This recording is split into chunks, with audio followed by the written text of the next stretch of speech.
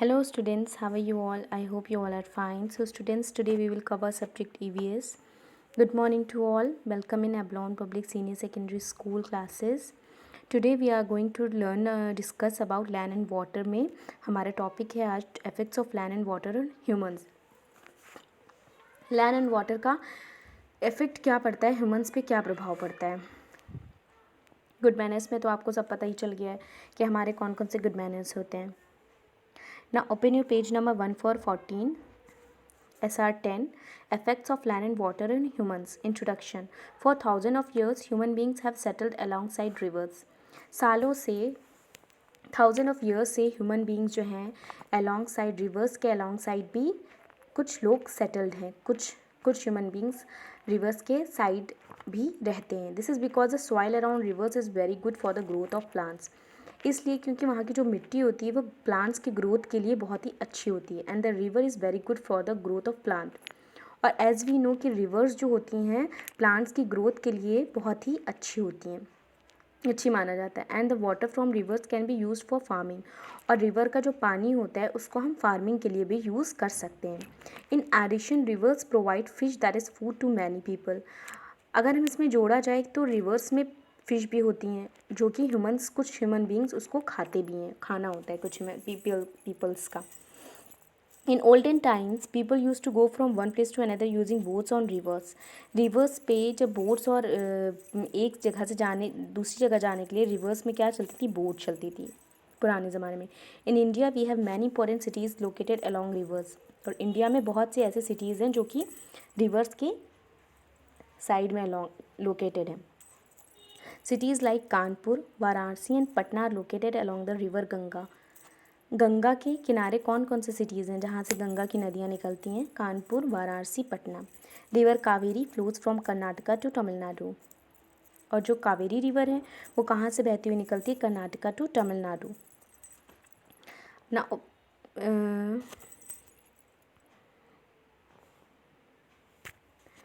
So effects of land and water in humans.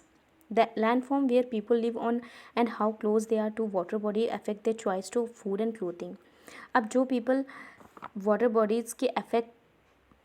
Bodies उन पे affect करती हैं तो उनके फूड और क्लॉथिंग में भी थोड़ी सी डिफरेंट हो जाते हैं. उनके क्लोथ्स भी डिफरेंट हो जाते हैं, उनके फूड्स भी डिफरेंट हो जाते हैं. फूड देखते हैं क्या डिफरेंट होता है. People who live close to rivers are likely to eat fish और other animals living in water because they are easily available. देखो, जो लोग नदी के किनारे रह रहे होते हैं उनको फ़िश खाने में ज़्यादा सूटेबल होते हैं क्योंकि फ़िश वहाँ पे बहुत आसानी से मिल जाती हैं. और अदर एनिमल्स का वो फ्लैश भी खा सकते हैं क्योंकि वो भी आसानी से उनको वहाँ पे अवेलेबल होता है. People living far away from water bodies eat more vegetables and land for animals for food.